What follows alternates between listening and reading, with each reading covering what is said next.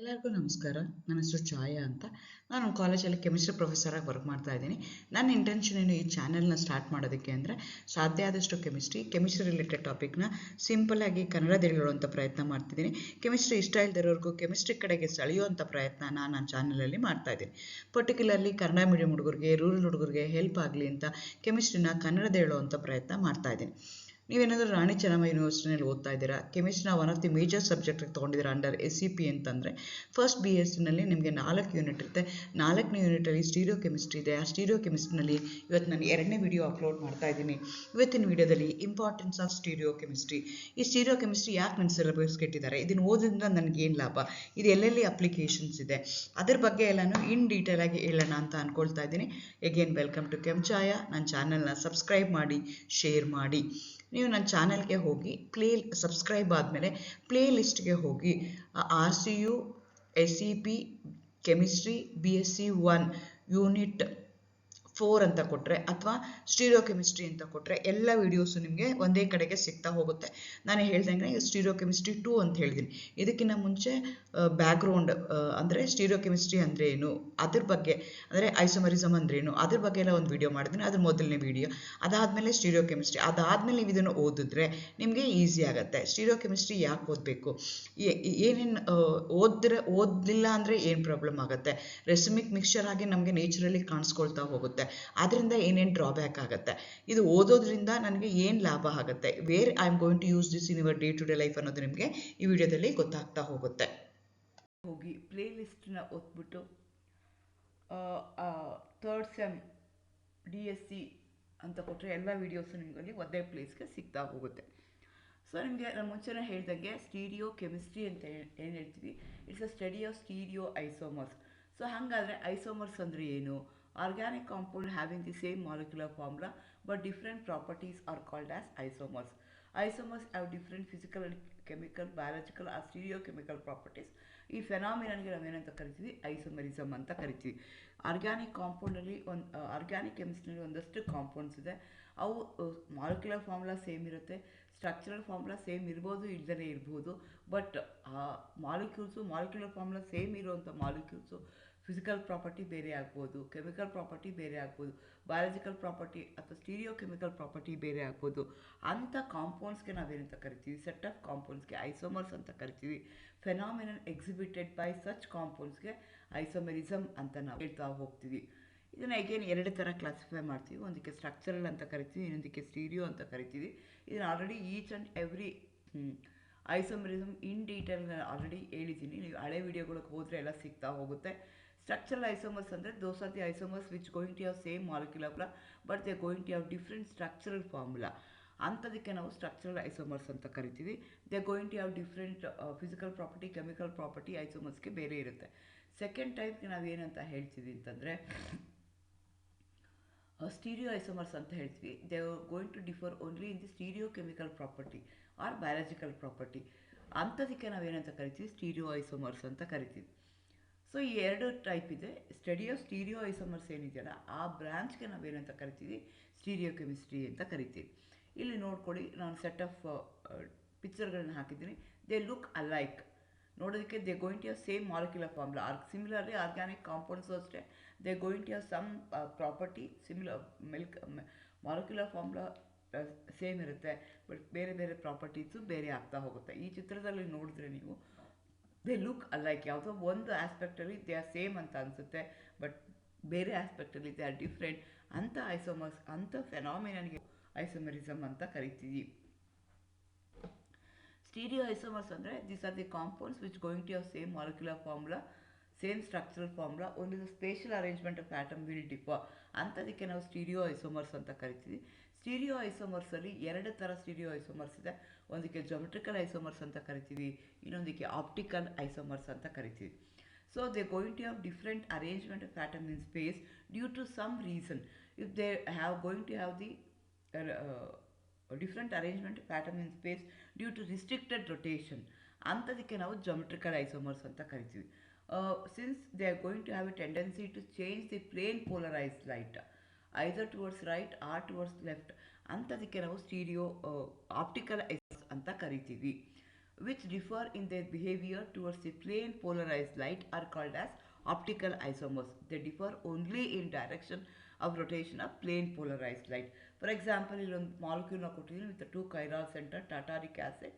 ಆ tartaric acid ಎರಡು ಸ್ಟ್ರಕ್ಚರ್ನ ನೋಡಿದ್ರೆ ಎರಡು ಸ್ಟ್ರಕ್ಚರ್ ಏನಾಗಿದೆ, they look alike, they going to have same molecular formula, same structural formula, but they going to have the different arrangement of atom at second and third carbon atom. ಅಂಥ ಐಸೋಮರ್ಸ್ಗೆ optical isomers ಅಂತ ಹೇಳ್ತೀವಿ. These isomers they going to rotate the plane polarise light either towards right towards left. ಅದೇ ಥರ geometrical isomers ನಾವು stereo isomers ಅಂತ ಕರಿತೀವಿ. These are the isomers which going to have same molecular formula, same structural formula, but they going to have the different arrangement of in atom due to restricted rotation. ಅಂಥದಕ್ಕೆ ನಾವು geometrical isomers ಅಂತ ಕರಿತೀವಿ. ಇದಕ್ಕೆ ಸಿಸ್ ಟ್ರಾನ್ಸ್ isomers ಅಂತಲೂ ಅವರು ಕರೀತಾರೆ. The study of the stereo isomers, the study of geometrical and optical isomers ಏನಿದೆಯಲ್ಲ, ಆ ಸ್ಟಡಿಗೆ, ಆ ಬ್ರಾಂಚ್ ಆಫ್ ಕೆಮಿಸ್ಟ್ರಿಗೆ ನಾವೇನಂತ ಕರಿತೀವಿ, ಸ್ಟೀರಿಯೋ ಕೆಮಿಸ್ಟ್ರಿ ಅಂತ ಹೇಳ್ತೀವಿ. ಇದೆಲ್ಲನೂ ಏನು ಅಂತಂದರೆ ಲ್ಯಾಟಿನ್ ಟರ್ಮ್ಸ್ ಇರುತ್ತೆ. ಸ್ಟೀರಿಯೋ ಅಂತಂದರೆ ತ್ರೀ ಡೈಮೆನ್ಷನ್ ಅಥವಾ 3D ಅಂತ. ಅದೇ ಥರ ಐಸೋಮರ್ಸ್ ಇರ್ಬೋದು, ಸ್ಟೀರಿಯೋ ಇರ್ಬೋದು, ಇದೆಲ್ಲನೂ ನಮಗೇನಾಗಿದೆ, ಟರ್ಮ್ಸ್ ಆಗಿದೆ. ಓಕೆ, ಹಾಗಾದ್ರೆ ಇದು ಯಾರು ಸ್ಟಾರ್ಟ್ ಮಾಡಿದ್ದು, ಎಲ್ಲಿಂದ ಶುರು ಆಯಿತು? ಇದಕ್ಕೆ ನಾನು ಲೂಯಿಸ್ ಪ್ಯಾಸ್ಚರ್ನ father of, I may consider as father of stereo chemistry ಅನ್ಬೋದು, but is called as father of microbiology and immunology ಅಂತ ಹೇಳ್ತಾರೆ. ಹಿಸ್ಟ್ರಿ ಆಫ್ ಹಂಗರ್ ಹೀರೋಸ್ ಅಂತ ಸೀರೀಸ್ ಮಾಡ್ತಾರೆ. ಆ ಸೀರೀಸಲ್ಲಿ ಲೂಯಿಸ್ ಪ್ಯಾಸ್ಚರ್ ಬರ್ತಾರೆ.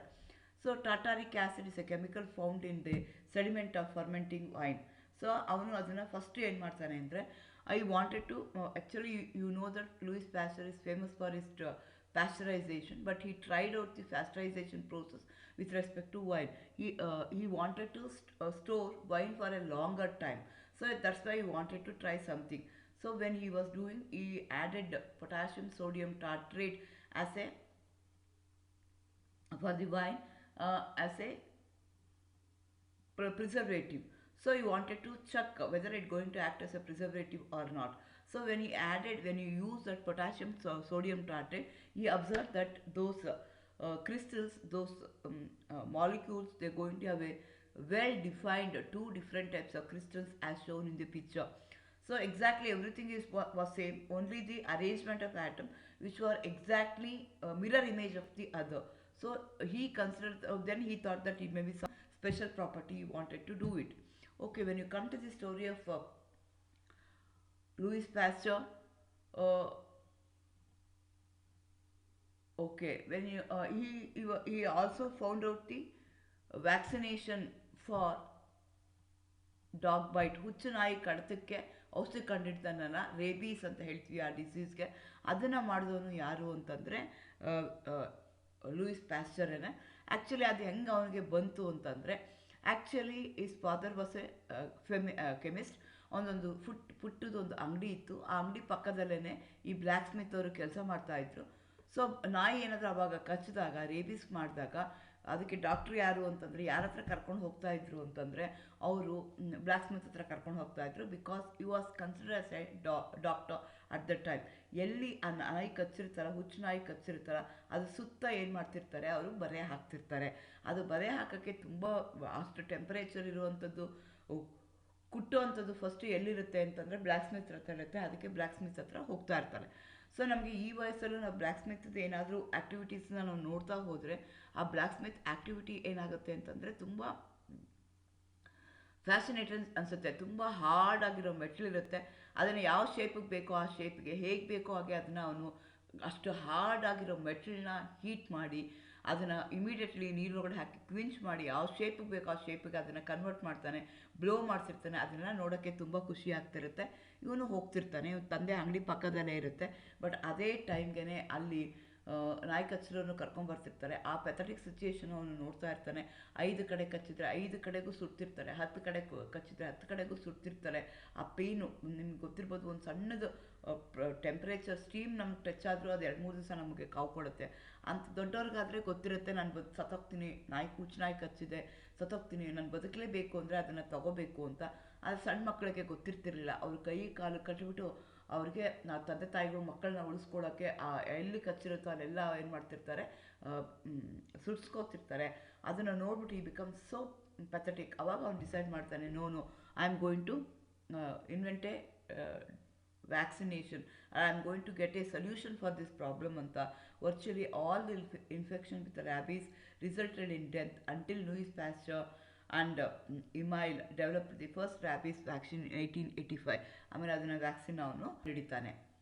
Again come back to this particular potassium sodium tartrateಗೆ ಬಂದರೆ ಏನಾಗುತ್ತೆ ಅಂದರೆ ಈ become a professor in chemistry university of Strasbourg. Louis Pasteur observed that the tartaric acid and racemic acid found in the sediment of fermenting wine have identical chemical composition. Upon intense inspection using a microscope, Pasteur noticed that these identical molecules have different spatial arrangement. Once was a mirror image of the other. The discovery led to the branch of science, stereochemistry. This experiment established that the study how a chemical behavior along with its composition, structure and shape is also important. So, ಅದಕ್ಕಿಂತ ಮುಂಚೆ there was no idea that there may be a stereoisomers. There may be a compounds which going to have same physical and chemical properties. Because of the spatial arrangement of atom, they would have differ in their property ಅಂತ ಗೊತ್ತಿರಲಿಲ್ಲ. ಇದನ್ನ ಮಾಡ್ತಾ ಹೋಗ್ತಾನೆ. Okay, ಇದನ್ನು ನಾವು ಏನು ಮಾಡ್ತಾ consider ಮಾಡ್ತೀವಿ ಅಂತಂದರೆ, if they are optically active ಅಂತದಕ್ಕೆ ನಾವು ಎನಾನ್ಶಿಯೋಮರ್ಸ್ ಅಂತ ಹೇಳ್ತೀವಿ. Again it's a Greek term. Enantio means opposite, mers means part. ಇದರಲ್ಲಿ ಡಿ ಆ್ಯಂಡ್ ಎಲ್ ಅಂತ ಹೇಳ್ತೀವಿ. ಸ್ಮಾಲ್ ಡಿ, ಸ್ಮಾಲ್ ಎಲ್ ಅಂತ ಹೇಳ್ತೀವಿ. ಸೊ ಯಾವುದೋ ಒಂದು ಐಸೋಮರ್ನ ನೀವು ತೊಗೊಳ್ತಾ ಇದ್ದೀರಾ, ಆ ಐಸೋಮರ್ ಆಪ್ಟಿಕಲಿ ಆ್ಯಕ್ಟಿವ್ ಆಗಿದೆ. It has a capacity to the plane polarised light and also they go when I write the mirror image, those mirror images are superimposable. Then such isomers I am going to call it as optically active isomers. So enantiomer is also a optically active isomers which are non-superimposable mirror images. They rotate the plane polarized light, one isomer towards the right, other isomer towards the left. They are going to have identical physical and chemical properties, but they are going to have different biological property. Such isomers we are going to call it as stereoisomers. They are exactly same. They are going to have same molecular formula. They are going to have same structural formula. Only the spatial arrangement of atoms differ. Because of the difference in their spatial arrangement, they have a tendency to rotate the plane polarized light towards two different directions. Such isomers we are going to call it as optical isomers, and we are going to call by a special name, and that we are going to call it as enantiomers. ಇದನ್ನು usually ಕೇಳ್ತಾರೆ 2 ಮಾರ್ಕ್ಸ್ಗೆ, what are ಎನಾನ್ಶಿಯೋಮರ್ಸ್ ಅಂತ ನೀವು ಹೇಳೋಕ್ಕೆ ಅರ್ಥಾಗಬೇಕು. Next ಅದೇ ಥರ ಇನ್ನೂ compound ಇದೆ, ಅದಕ್ಕೆ ಮೀಸೋ ಕಾಂಪೌಂಡ್ಸ್ ಅಂತ ಹೇಳ್ತೀವಿ. Optically these molecules they no doubt that they going to have a chiral center, they going to have chirality, they going to have non superimposable mirror images, but they do not rotate the plane polarized light. Such isomers we are going to call it as meso compounds. They cannot resolve into active components. No doubt that they are going to have a chiral center, no doubt that they are going to have chirality, but they do not rotate the plane polarized light either towards the right or towards the right. Such isomers we are going to call them as optically inactive molecule because they are going to rotate the plane polarized light. Both of them within the molecule they are going to have a some plane which is going to divide the molecule into two equal halves. So half of the molecule within the molecule, half of the molecule will going to rotate in one direction, other half will going to rotate in another direction. Thereby net optical activity will become zero. Such isomers we are going to call it as meso isomers. Here they are inactive due to internal compensation because of the some plane which is going to divide the molecule into two equal halves. Because of that they are going to act as a mirror images of each other, which going to orient both the molecules. Half of the molecules will going to rotate in one direction, whereas the other half of the molecule is going to rotate in another direction. Such isomers we are going to call it as meso isomers. Since they do not have same physical property, since they are going to have same physical properties, they cannot be separated by physical method. Third type ಇದೆ, ಅದಕ್ಕೆ ನಾವು ರೆಸಿಮಿಕ್ mixture ಅಂತ ಹೇಳ್ತೀವಿ. ಈ ರೆಸಿಮಿಕ್ mixture ಏನು ಅಂತಂದರೆ, I am going to take optically active isomers, enantiomers ಏನಿದೆಯಲ್ಲ ಅದನ್ನು ಎಕ್ಸಾಕ್ಟ್ಲಿ 50% ತೊಗೊಳ್ತೀನಿ. 50% of D form, 50% of L form ತೊಗೊಳ್ತೀನಿ. ಅದಕ್ಕೆ ಅದು ಏನಾಗುತ್ತೆ, ಎರಡೂ ಮಿಕ್ಸ್ ಮಾಡಿ ನಾನು ಆಪ್ಟಿಕಲಿ ಆ್ಯಕ್ಟಿವಿಟಿ ಕನ್ಸಿಡರ್ ಮಾಡೋಕ್ಕೆ ಹೋದರೆ, no doubt that both the molecules they going to have chiral centre, They may also exhibit the chirality, but they are optically inactive because their optical activity will get compensated. ಅಂಥದಕ್ಕೆ ನಾವೇನಂತ ಕರಿತೀವಿ, racemic mixture ಅಂತ ಹೇಳ್ತೀವಿ. Here they do not have the tendency to rotate the plane polarized light. They are going to behave like an optically inactive substance due to external compensation. So uh, due to some reason it has been mixed. ಹಂಗಾಗಿ external ಕಾಂಪನ್ಸೇಷನಲ್ಲಿ ಅದೇ ಆಗ್ತಾ ಇದೆ. It can be resolved into a optically active forms. ಇಲ್ಲಿ ಏನಾಗ್ತಾ ಇದೆ, 50% ಅದಿದೆ, 50% ಇದಿದೆ. Therefore we can separate them using the physical method. Whereas in the case of meso compounds, they're going to have that property within themselves. Within the molecule there is a problem, therefore it cannot be resolved. It is the equimolar mixture of pair of enantiomers. They have same physical and chemical properties. Optically inactive due to external compensation, they can be separated with the physical method. ಅದೇ ಥರ another type of optical isomers we may consider, that is called as diastereomers. Diastereomers are the isomers that are not mirror images of each other and are non-superimposable on one another. The stereoisomers are called as diastereoisomers. This is possible only with a chiral center, compounds with a chiral center more than one. ಇಲ್ಲೇನಾಗುತ್ತೆ ಅಂದರೆ, these are the different physical properties. They show similar but not the identical chemical properties. They may R may not be the optically active. They are separated by physical methods. So these are the 4 different types of isomers you come across. What are optical isomers? Those are the isomers which have a tendency to rotate the plane polarized light either towards right or towards left. ಅಂಥದಕ್ಕೆ ನಾವೇನಂತ ಕರಿತೀವಿ, optically active isomers ಅಂತ ಕರಿತೀವಿ. Optical isomers ಅಂದ್ರೇನು, they should have a chiral center, they should have chirality. ಅಂಥದಕ್ಕೆ ನಾವೇನಂತ ಕರಿತೀವಿ, optical isomers ಅಂತ ಕರಿತೀವಿ. ಎಲ್ಲ ಆಪ್ಟಿಕಲ್ ಐಸೋಮರ್ಸು ಆಕ್ಟಿವ್ ಆಗಲೇಬೇಕು ಅಂತಿಲ್ಲ. ಯಾವುದು optical isomers which have a tendency to rotate the plane polarise ಇದೆಯಲ್ಲ, ಅವನ್ನ ಆಪ್ಟಿಕಲಿ ಆಕ್ಟಿವ್ ಅಂತೀವಿ. ಬೇರೆದನ್ನು ನಾವು ಆಪ್ಟಿಕಲಿ ಇನ್ಆಕ್ಟಿವ್ ಅಂತ ಹೇಳ್ತೀವಿ. ಸ್ಟೀರಿಯೋ ಐಸೋಮರಿಸಮ್ ಇನ್ ಬಯಾಲಜಿಕಲ್ ಸಿಸ್ಟಮ್ ಅಂತ ಕನ್ಸಿಡರ್ ಮಾಡಿಕೊಂಡ್ರೆ ಬಯೋ ಮಾಲಿಕ್ಯೂಲ್ಸ್ ತೊಗೋಬೋದು. ಶುಗರ್ ಇರ್ಬೋದು, ಅಮೈನೋ ಆಸಿಡ್ಸ್ ಇರ್ಬೋದು, DNA, protein, steroids, all of them are chiral in nature. Chiral means those are the molecules which going to have a center in which the valency of that particular molecule of particular atom will going to be satisfied by different group. For example, when you consider a carbon going to have 4 valency. All the 4 valency of the carbon, if it is satisfied by all the 4 different group, such molecules we are going to call it as chiral molecules. Proteins are built from L amino acid. It implies that the enzyme catalytic in nature are chiral. Receptor, drug, taste, biopharmaceuticals, agrochemicals are chiral. The natural ligand to receptor is often only one specific enantiomer. Most often only one form shows a correct physiological and pharmacological action. For example, when you consider a glucose, here I have taken a glucose which is going to have 4 chiral center. So according to want of isomerism, you know that 2 to the power of 4 isomers are possible, where n is the number of chiral center. So 2 to the power of 4 means 16 isomers are there. Only one isomer of the glucose are metabolized in our body to give energy. No doubt that there are many forms of stereoisomers. Only one form is biologically active. Other 15 forms are not digest in our body. Similarly, out of 20 amino acids, all except one amino acid, all of them are chiral in nature.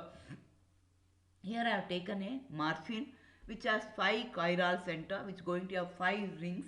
So it is going to have 32 isomers. Out of 32 isomer, I told you, 5 chiral center are there. C5, C6, C9, C13 and C14. These are the centers where they are going to have a chiral center, and 32 isomers are possible. Only one enantiomer of morphine is active as an analgesic. ಅದೇ ಥರ because of the change in their, I told you, because of the change in their position, only the change in their spatial arrangement, they're going to change the smell of that particular compound.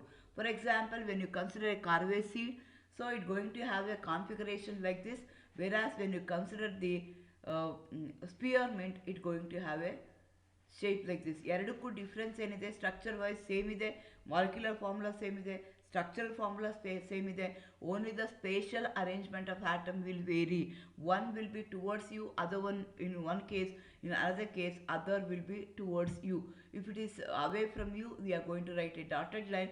If it is towards you, we are going to write the if it is away from you, we are going to write the thick lines. When it is towards you, we are going to write the dotted lines. So ಎರಡಕ್ಕೂ ಏನಾಗ್ತಾ ಇದೆ, ಸೇಮೇ ಇದೆ. Molecular formula same ಇದೆ, structural formula same ಇದೆ, spatial arrangement atom ಮಾತ್ರ change ಆಗ್ತಾ ಇದೆ. Because of that they going to have different smell. ಒಂದಕ್ಕೆ ಎಸ್ ಅಂತ ಕರಿತೀವಿ, ಇನ್ನೊಂದಕ್ಕೆ ಆರ್ ಅಂತ ಕರಿತೀವಿ. ಅದೇ ಥರ ಲಿನಲೋಲ್ ಅಂತ ಕರಿತೀವಿ, found in essential oils of the coriander seed and sweet orange flowers, responsible for fragrant in lavender and sweet basil. ಎರಡೂ ಸೇಮ್ ಇದೆ, ಮಾಲಿಕ್ಯುಲರ್ ಫಾರ್ಮುಲಾ ಸೇಮ್ ಇದೆ, ಸ್ಟ್ರಕ್ಚರಲ್ ಫಾರ್ಮುಲಾ ಸೇಮ್ ಇದೆ, only the spatial arrangement of atom will differ. Because of that they going to have the change. S linalool will be present in the coriander seed, sweet orange flowers ಅಲ್ಲಿರುತ್ತೆ. Whereas ಇದು ಎಲ್ಲಿರುತ್ತೆ ಅಂದರೆ ಲ್ಯಾವೆಂಡರು, sweet basil ಅದು ಇರ್ತಾ ಹೋಗುತ್ತೆ. Similarly, because of the change in their spatial arrangement, they going to change their taste also. So ಹಾಗಾಗಿ lemon ಇರ್ಬೋದು, oranges ಇರ್ಬೋದು, ಎರಡರಲ್ಲಿ ಏನಾಗ್ತಾ ಇದೆ ಅಂತಂದರೆ ನಿಮಗೆ ಸ್ಟ್ರಕ್ಚರಲ್ ಅರೇಂಜ್ಮೆಂಟು ಚೇಂಜ್ ಆಗ್ತಾ ಇದ್ದ ತಕ್ಷಣವೇ ನಿಮ್ಗೆ ಏನಾಗ್ತಾ ಇದೆ, ಮಾಲಿಕ್ಯುಲರ್ ಅದರದ್ದು ಟೇಸ್ಟು ಚೇಂಜ್ ಆಗ್ತಾ ಇದೆ. So if there is a change in the position of that particular isomer, optical isomer, they going to change the smell, they going to change the taste, they going to change their biological activity, pharmacological activity also going to differ. For example, when you consider cisplatin, only the cisplatin can be used as a drug for cancer, but trans is highly toxic in nature. Again, their biological property will differ just by changing the spatial arrangement of atom. When you consider a kentamine, S will going to act as an anesthetic, whereas when you consider R, it going to act as a elucidation. ಅಂದರೆ ನೀವೇನೋ ಭ್ರಮ ಲೋಕದಲ್ಲಿ ಇರೋ ಥರ ಆಗುತ್ತಲ್ಲ, ಇಲ್ಯೂಸಿಯೇಷನ್ ಥರ ನಿಮಗೆ ಆಗ್ತಾ ಹೋಗುತ್ತೆ.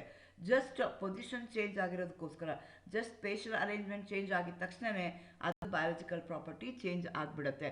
ಹಾಗಾಗಿ ಡ್ರಗ್ ಇಂಡಸ್ಟ್ರಿನಲ್ಲಿ we have to be very very careful. ಎರಡನ್ನೂ ಸಪ್ರೇಟ್ ಮಾಡಿ ಅದನ್ನು ನಾವು ತಗೋಬೇಕಾಗತ್ತೆ. ಅದೇ ಥರ ಥಲಮಿಡೈನ್ ಅಂತ ತಗೊಳ್ತೀವಿ. It going to act as a sedative or hypnotic, particularly for the morning sickness. For the pregnant ladies, they used to give this as a drug. This is just they're going to change the position of the stereoisomer. Because of that, their biological activity will differ. If it is instead of an S, if you have taken an R, it will become tetrogen. Tetrogen, it's a story of thalidomide ತಗೊಂಡ್ರೆ ನೀವು. So racemic drug was given to the pregnant women to combat the morning sickness. One of the enantiomer caused the birth defects, tetrogen, and the death ಅಂತ ಹೇಳ್ತಾರೆ. So drug caused 12,000 babies to born with a severe birth defects, including the limb and deformities such as missing or sterned limbs. So like this ಆಗ್ತಾ ಇರುತ್ತೆ. ಯಾವುದೋ ಒಂದು being A chemistry student ನಿಮಗೆ ಗೊತ್ತಿದೆ, ಒಂದು drug ಮಾರ್ಕೆಟಿಗೆ ಬರಬೇಕು ಅಂದರೆ how much of effort they would have put. Then after putting the effort ಬರುತ್ತೆ, ಬಂದ ಮೇಲೆ we'll come to know that it has been causing because of the mixture they used to give. They didn't separate R and S. When you consider R form or S form, one going to act as a tetrogen. Later they came to know that after separating, they dissolved that particular problem. Again, this will be used. Why it is biologically active? Why it is going to act as a pathetic situation? Why it is creating a pathetic situation? Why it going to act as a tetrogen? Because there one particular term we are going to use, structure activity relationship. SRS of a drug molecule play a very active role. ನೀವು ಸಿಂಡ್ರಲಾ ಕತೆ ಕೇಳಿದ್ದೀರಾ? ಸಿಂಡ್ರಲಾ ಏನು ಮಾಡ್ತಿರ್ತಾಳೆ, ಅವಳಿಗೆ ದೇವತೆ ಒಂದು ವರ ಕೊಟ್ಟಿರ್ತಾಳೆ, 12 ಗಂಟೆ ತನಕ ನೀನು ದೇವತೆ ಅಂದರೆ ಒಂದು ದೇವತೆ ಥರ ಇರ್ತೀಯ ನೀನು, ಅದಾದಮೇಲೆ ಏನಾಗ್ಬಿಡ್ತೀಯ, ನೀನು ಒರಿಜಿನಲ್ ಇದಕ್ಕೆ ಬಂದ್ಬಿಡ್ತೀಯ ಅಂತ ಹೇಳಿರ್ತಾರೆ. ಅವಳು ಒಬ್ಬ ರಾಜನ ಪಾರ್ಟಿಗೆ ಹೋಗ್ತಾಳೆ. ಹೋದಾಗ ಏನಾಗುತ್ತೆ, 12 ಗಂಟೆ ಆಗುತ್ತೆ ಅಂತ ಅವಳೇನು ಮಾಡ್ತಾಳೆ, ಫಾಸ್ಟಾಗಿ ಓಡಿ ಬಂದ್ಬಿಡ್ತಾಳೆ. ಆವಾಗ ಅವಳೇನು ಮಾಡ್ತಾಳೆ ಅಂದರೆ ಅವಳದು ಒಂದು ಕಾಲಿಂದ ಶೂ ಮಾತ್ರ ಅಲ್ಲಿ ಬಿಟ್ಬಿಟ್ಟು ಓಡಿ ಬಂದ್ಬಿಟ್ಟಿರ್ತಾಳೆ. ಆ ಶೂ ಇರುತ್ತೆ, ಆ ಶೂ ತೊಗೊಂಡು ಏನು ಮಾಡ್ತಾನೆ ಆ ರಾಜಕುಮಾರ, ಅವಳು ಯಾರು ಅಂತ ಹುಡುಕ್ಬೇಕು ಅಂತ ಆ ಊರಲ್ಲಿರೋ ಎಲ್ಲ ಹೆಣ್ಣು ಮಕ್ಕಳುಗಳು ಯುವತಿಯರನ್ನೆಲ್ಲ ಕರೆಸ್ಬಿಟ್ಟು ಆ ಶೂ ಹಾಕ್ಬಿಟ್ಟು ನಿನ್ನ ಕಾಲಿಗೆ ಫಿಟ್ ಆಗುತ್ತಾ ಚೆಕ್ ಮಾಡು ಅಂತ ಹೇಳ್ತಾರೆ. ಫಿಟ್ ಆಗೋ ಹುಡುಗಿನೇ ಅವಳು ಅಂತ ಅವನು ಐಡೆಂಟಿಫೈ ಮಾಡ್ತಾನೆ. ಅದೇ ರೀತಿಯೂ ಇಲ್ಲೇನಾಗುತ್ತೆ ಅಂದರೆ ನಿಮ್ಮ ಡ್ರಗ್ ಮಾಲಿಕ್ಯೂಲು ಮತ್ತು ನಿಮ್ಮದು ಮತ್ತು ಎಲ್ಲಿ ಆ್ಯಕ್ಟಿವಿಟಿ ಮಾಡ್ತಾ ಇದ್ದೀರಲ್ಲ ನೀವು, ಆ ಎನ್ಸೈಮು ಮತ್ತು ಆ ಡ್ರಗ್ ಮಾಲಿಕ್ಯೂಲ್ ಎಲ್ಲಿ ನೀವು ಇಂಪ್ಲಿಮೆಂಟ್ ಮಾಡ್ತಾ ಇದ್ದೀರಾ, ಎರಡೂ ಏನಾದರೂ ಸೇಮ್ ಇರಬೇಕು. ಅವಾಗಷ್ಟೇ it can going to act as a drug, otherwise it can not use as a drug. ಈಗ ಕೈರಾಲ್ ಮಾಲಿಕ್ಯೂಲ್ ಇದೆ, ಕೈರಾಲ್ ಮಾಲಿಕ್ಯೂಲ್ಗೆ 4 ಸೆಂಟರ್ಗೂ ಬೇರೆ ಬೇರೆ ನಾವು ಗ್ರೂಪ್ನ ಹಾಕಿದ್ದೀವಿ. ಆ ಗ್ರೂಪ್ ಏನಾಗ್ತಿದೆ ಅಂತಂದರೆ ಬಿದು ಬಿಗೆ ಹೋಗಬೇಕು, ಎದು ಎಗೆ ಹೋಗಬೇಕು, ಸಿದು ಸಿಗೆ ಹೋಗಬೇಕು. ಡಿಸೈರ್ ರೆಸ್ಪಾನ್ಸ್, ನೀವು ಯಾವ ಟಾರ್ಗೆಟ್, ಯಾವ ಬಯಾಲಜಿಕಲ್ ಆ್ಯಕ್ಟಿವಿಟಿ ಯಾವ ಸೆಲ್ ಮೇಲೆ ನೀವು ಮಾಡ್ತಾ ಇದ್ದೀರಾ, ಕೆಟಲಿಟಿಕ್ ಆ್ಯಕ್ಟಿವಿಟಿ ಎಲ್ಲಿ ಮಾಡ್ತಾ ಇದ್ದೀರಾ ಅನ್ನೋದ್ರ ಮೇಲೆ. ಆ ಕೆಟಲಿಟಿಕ್ ಆ್ಯಕ್ಟಿವಿಟಿ ಸ್ಪೇಸ್ ಏನಿದೆ ಅದು ಮತ್ತು ಅದು ಎರಡೂ ನಿಮಗೆ ಇಂಪಾರ್ಟೆಂಟ್ ಆಗುತ್ತೆ. ಸೊ ಇಲ್ಲಿ ಬಯೋಮಾಲಿಕ್ಯೂಲ್ನ ನೀವು ತೊಗೊಂಡ್ರೆ, ಬಯೋಮಾಲಿಕ್ಯುಲರ್ ಟಾರ್ಗೆಟ್ನ ನೀವು ತೊಗೊಂಡ್ರೆ ಏನಾಗುತ್ತೆ ಅಂತಂದರೆ ಅದು ಅದೇ ಶೇಪಲ್ಲಿ ಇತ್ತು ಅಂತ ಇಟ್ಕೊಳ್ಳೋಣ. ಒಂದು isomer going to act as a one enantiomer going to act as a desired drug, whereas ಅದೊಂದು become the dangerous. It may be harmful effect. ಯಾಕೆ ಅಂದರೆ ಸ್ಟ್ರಕ್ಚರ್ ಚೇಂಜ್ ಆಗಿದ ತಕ್ಷಣ ಬಿ ಇಲ್ಲಿ ಬಂತು, ಸಿ ಇಲ್ಲಿ ಬಂತು, ಆದರೆ ಎ ಇಲ್ಲ. ಹಾಗಾಗಿ ಅಲ್ಲಿ ನೋ ಡಿಸೈರ್ಡ್ ರೆಸ್ಪಾನ್ಸ್ ಬರಲ್ಲ, ಹಂಗೆ ಸೈಡ್ ಎಫೆಕ್ಟ್ಸು ಆಗ್ಬೋದು. ಸೊ ಈಗ 6 ಎನಾನ್ಶಮರ್ನ ತೊಗೊಂಡ್ರೆ ಅದು ಆ ಶೇಪಲ್ಲಿದ್ದರೆ ಅಲ್ಲಿ ಬೈಂಡಿಂಗ್ ಸೈಟ್ ಒಳಗಡೆ ರಿಸೆಪ್ಟರ್ ಒಳಗಡೆ ಹೋಗಿ ಕೂತ್ಕೊಳ್ಳುತ್ತೆ. ಅದಿಲ್ಲ ಅಂದರೆ ಆಗಲ್ಲ. ಹಾಗಾಗಿ 1 enantiomer going to act as a drug, whereas other isomers cannot use as a drug. Again, enzymes are capable of distinguish between the stereoisomers. So whenever you are going to do any enzymatic activity on that particular space, ಆವಾಗ ಅದು ಅದೇ ಶೇಪಲ್ಲಿ ಇದ್ದರೆ ಮಾತ್ರನೇ, ಅದೇ ಥರ biological activity ಇದ್ರೇ ಆಗುತ್ತೆ, ಇಲ್ಲ ಅಂದರೆ ಅದು ಆಗೋದಿಲ್ಲ. ಫಾರ್ ಎಕ್ಸಾಂಪಲ್ ಇಲ್ಲಿ ತೊಗೊಂಡಿದ್ದೀವಿ ನೋಡಿ, ಇಲ್ಲಿ ಡೆಲ್ಟಾ ಪ್ಲಸ್ ಬೇಕು, ಇಲ್ಲಿ ಡೆಲ್ಟಾ ಪ್ಲಸ್ ಬೇಕು, ಡೆಲ್ಟಾ ಮೈನಸ್ ಬೇಕು. ಹಾಗಾಗಿ ಆ ಗ್ರೂಪ್ಗಳೇ ಅಲ್ಲಿ ಹೋಗಿ ಕೂತ್ಕೋಬೇಕು, ಆವಾಗಷ್ಟೇ ಆ್ಯಕ್ಟಿವಿಟಿ ಆಗುತ್ತೆ. ಇಲ್ಲಿರೋವಂಥದ್ದು ಈ ಗ್ರೂಪ್ ಏನಿದೆಯಲ್ಲ ಇದು ಕೈರಾಲ್ ಸೆಂಟರು, ಅಲ್ಲಿಗೆ ವಾಪಸ್ ಬಂದ ತಕ್ಷಣ ಅಲ್ಲೇನಾಗುತ್ತೆ ಬಯಾಲಜಿಕಲ್ ಆ್ಯಕ್ಟಿವಿಟಿ, ಎಂಜೈಮೆಟಿಕ್ ಆ್ಯಕ್ಟಿವಿಟಿ ಆಗೋದೇ ಇಲ್ಲ. ಹಾಗಾಗಿ ನಿಮ್ಮ drug cannot used as a drug in that particular activity. For example when you consider a paracetamol, the paracetamol play a very important role. You know that in all the day-to-day activities as a drug.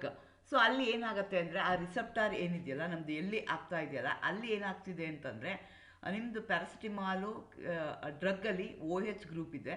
ಆ OH group ಏನು ಮಾಡ್ತಾ ಇದೆ, hydrogen ಬಾಂಡಿಂಗ್ನ formation ಮಾಡ್ತಾ ಇದೆ. ಹಂಗಾಗಿ ಅದು drug ಥರ act ಮಾಡುತ್ತೆ. ಅದೇ ಥರ ಈಗ ಏನು ಮಾಡ್ತಾ ಇದ್ದೀನಿ, ಆ OH ಜಾಗದಲ್ಲಿ ಡ್ರಗ್ಗಲ್ಲಿ ನಾನು CH3 ಗ್ರೂಪ್ ಹಾಕಿದ್ದೀನಿ ಅಂತ ಇಟ್ಕೊಳ್ಳೋಣ.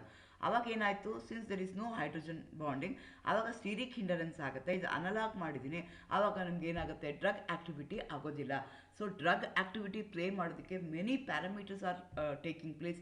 One of the important parameter ಏನು ಅಂತಂದರೆ, ಒಂದು they should have the proper orientation of the drug and the molecule. Then only it going to act as a drug, otherwise it cannot act as a drug. Then only the drug binding takes place, otherwise it cannot be taken place. Again, when you consider the ibuprofen, it going to have a chiral center. Since it going to have a chiral center, it going to have 2 isomers. But in market, usually ಎರಡು mix ಮಾಡಿ ಕೊಡ್ತಾರೆ. Now whatever the ibuprofen that we are going to take, usually we are going to take a mixture. Production result in racemic mixture, only the one form is active, other form is inactive. But it takes 30 minutes to convert itself when you taken into the mouth. But it is not pathetic, it is not dangerous, that's why no problem. ಎರಡು mixer ತೊಗೊಂಡ್ರೂ ಪರವಾಗಿಲ್ಲ. But one form immediately act ಮಾಡುತ್ತೆ, whereas ಇನ್ನೊಂದು form ಏನು ಮಾಡುತ್ತೆ, 30 minutes ಆದಮೇಲೆ ಆಕ್ಷನ್ನ ಶುರು ಮಾಡುತ್ತೆ. ದ ಡ್ರಗ್ ಅದೇ ಥರ ನೀವು ಎಂಪಿಟ್ರಿಫಿರೈನ್ ಅಂತ ತೊಗೊಳ್ತೀರಾ, it is supplied as a racemic mixer ಥರ ಸಪ್ಲೈ ಆಗುತ್ತೆ.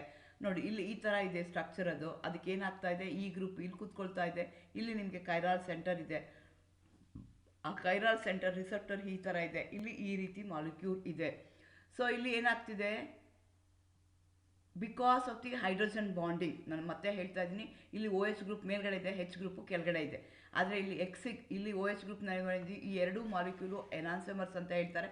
ಒಂದು ಕಡೆಗೆ ಡ್ರಗ್ ಆ್ಯಕ್ಷನ್ ಆಗುತ್ತೆ, ಎಸ್ ಆರ್ ಎಸ್ ಆಗುತ್ತೆ, ಇನ್ನೊಂದು ಕಡೆಗೆ ಆಗೋದಿಲ್ಲ. ಯಾಕೆ ಅಂತಂದರೆ ಇಲ್ಲೇನಾಗ್ತಿದೆ, ಓರಿಯೆಂಟೇಷನ್ ಡಿಫ್ರೆಂಟ್ ಆಗುತ್ತೆ. Hydrogen bonding play very important role. ಅವಾಗಷ್ಟೇ ಅದು ಆ್ಯಕ್ಟ್ ಮಾಡ್ಕೊಳುತ್ತೆ, ಇಲ್ಲ ಅಂದರೆ ಆ್ಯಕ್ಟ್ ಮಾಡ್ಕೊಳ್ಳಲ್ಲ. ಸೊ ಇದು ಮೋರ್ ಆ್ಯಕ್ಟಿವ್ ಆಗಿರುತ್ತೆ, ಇದು ಲೆಸ್ ಆ್ಯಕ್ಟಿವ್ ಆಗಿರುತ್ತೆ. ಅವ್ರು ಹೇಳೋ ಪ್ರಕಾರ 100-fold ಡಿಕ್ರೀಸ್ ಇನ್ ಆ್ಯಕ್ಟಿವಿಟಿ ಆಗ್ತಾ ಹೋಗುತ್ತೆ. ಹಾಗಾಗಿ ನಮಗೆ where the drug is acting, that activity also, that place also going to play a very important role. Therefore, stereochemistry play a very important role in our day-to-day life because one, particularly in drug molecule, one can be used as a drug, whether other cannot be implemented as a drug.